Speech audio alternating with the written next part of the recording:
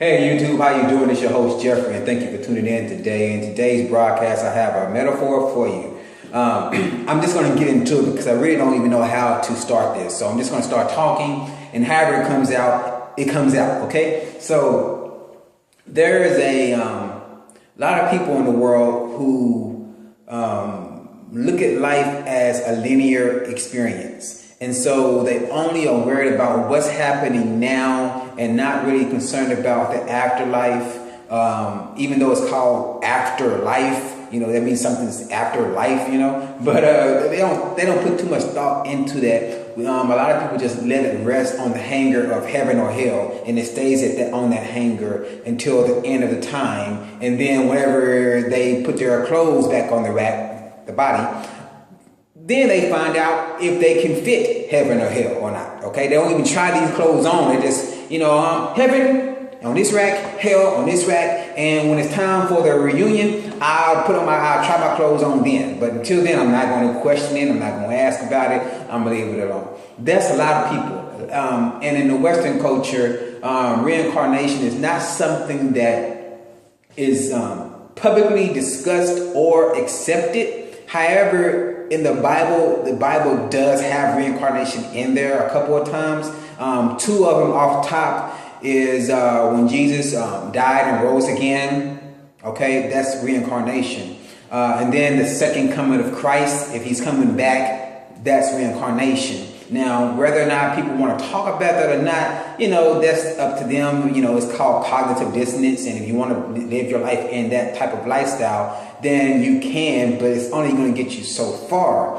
And then you have, I said two, but I'll give one more, which a lot of people don't say anything about, which is a scripture where it says that God said he knew you before he placed you in the womb. All right. So if God knew you before he placed you in the womb, that you have to ask yourself, okay, then what kind of person was I then compared to who I am now? What was I doing? That entails a lot of stuff. But in the Western culture, like I said, we don't think too much about that. But in some other cultures, there are belief systems out there that say that life is an experience, okay, and everyone knows that. Jeff, okay. But what I'm trying to say is,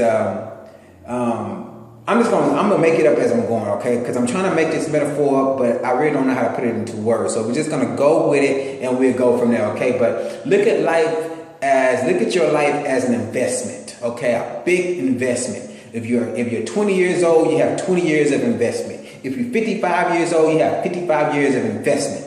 Just like any investments, some investments are good, some investments are bad. Now, what happens, at least the way some of these other cultures believe, is that what happens when you transition from this physical body into your real vehicle, which is your energy vehicle, your spirit, okay, that's who you really are. This is just a car, pretty much a vehicle that you drive around to get from point A to point B in physicality, all right? But you have to get out of the car at one point or another, okay? So a lot of people beliefs are that as you're growing through life and you're putting these investments into your spirit, that when you pass away, whether you have to go to the bank, I guess you would call it, and make a withdrawal from your investments. All right. So you calculate all your investments that you did in life, your good investments, your bad investments, such as maybe you picked up the investment of smoking or doing bad drugs or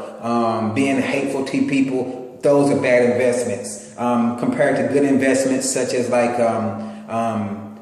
helping out the people who are being mistreated, or developing yourself to become the best version of yourself, or perhaps philanthropy or something like that. Then those are good investments because you're doing something that's beyond yourself. Okay, and so a lot of these beliefs say that when you transition, that you have to go through a cleansing mode, basically, where all your bad investments are burnt off, and the only thing that you keep in life are your good investments. Or the only thing your spirit gets to keep are those good investments. So if you, once you transition, once you transmute or whatnot, everything that you did that was bad has to be burnt off. You don't keep it, anything like that. And then it's reallocated in a form of karma. All right. And then you have to pay that investment off through your karma. But those good investments that you picked up through your life, those come to you as gifts in your previous life or your next life. So like a Mozart or Einstein, people like that. These people, even a lot of the new geniuses out today, these people are said to be born into this lifetime with their withdrawn investments from a previous lifetime, which is why they are ahead of other people when it comes to certain things. These are just examples, like I said, just metaphors. And with that being said, what do you think about that? Share your comments down below. Let me know how you feel about that. As you can see, I am in my paint clothes. So I'm painting right now. I haven't slapped no walls on the paint yet. I haven't set no paint on the walls yet. But I'm about to get that done. I just had to get that thought out. And until next time, this is Jeffrey, stimulating thought, initiating the debate, and reaching out to you to help create a better way. If you like what I had to say today, if you think it can make you think a little bit further, if you can go a little bit further with this, share, press the like button, follow me, whatever it is. Until next time, ladies and gentlemen, peace, and I'll talk to you another day.